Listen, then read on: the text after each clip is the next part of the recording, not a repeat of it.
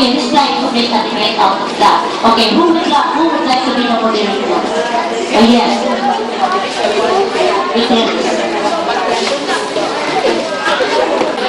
Good afternoon to our respective teachers, to our beloved principal, and to my classmates. Today, we're here to witness the friendly debate of our classmates. Now, to begin our debate, please, all the positive sides, please move to this corner. And all of the negative sides, please move to this corner. And the volunteers, please here.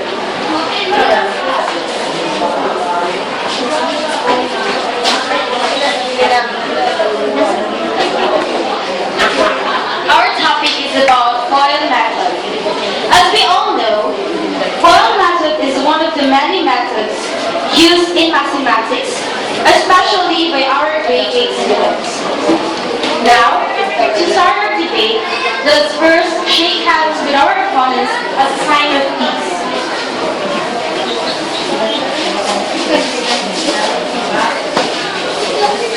Now, let us start our friendly debate.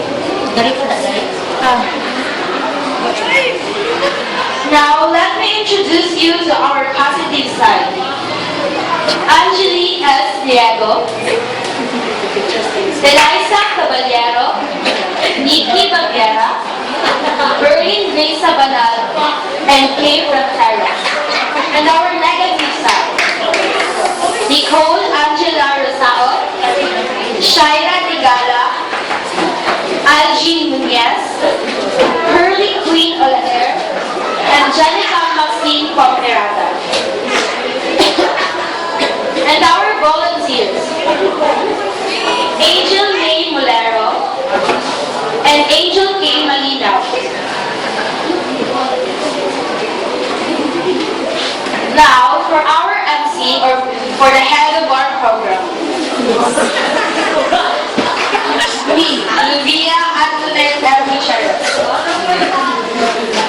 Now, let us start our friendly debate. The question: is FOIL method better than the other methods that we've been using? If yes, justify your answer. If no, please explain. Now, let us first hear Angela Diego from our positive side.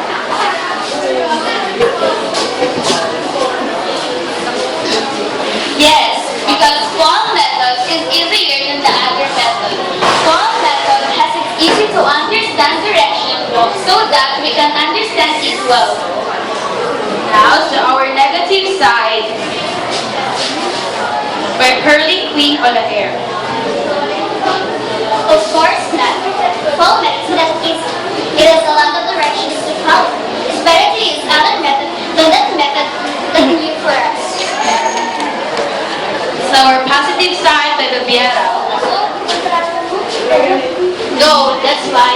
It is because it has a direction, so we can solve it. So FOIL method is easier to understand. And Algin Nunez. Those directions can make us or ourselves confused. Because of those directions, understanding will not easy to us. That is already enough, our debaters. Let us give our debaters a round of applause, please. Now, let us hear our volunteers. Let us first hear Angel Malina.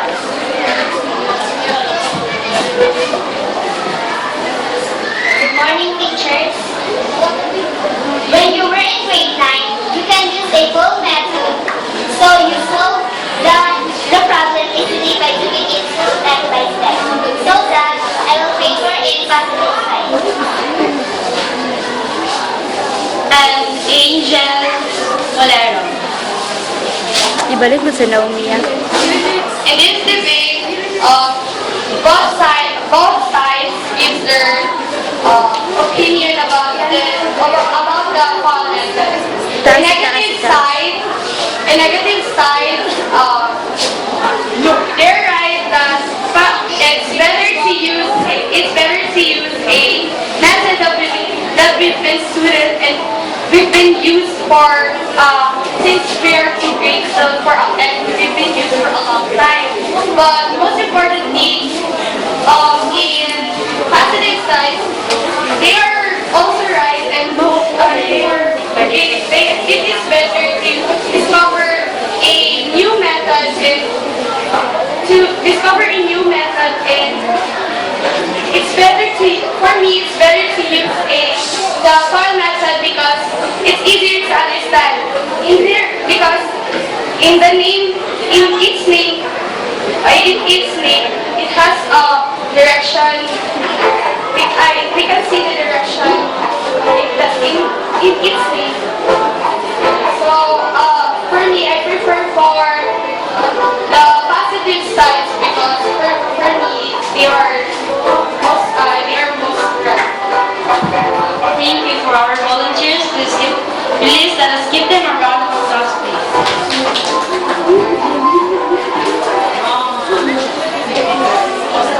Now, please lend me your ears.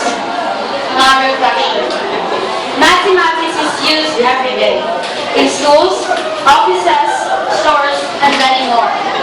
In my 13 years of existence in this world, I've learned many kinds of techniques in mathematics, like algebra, multiplication, addition, subtraction, and division.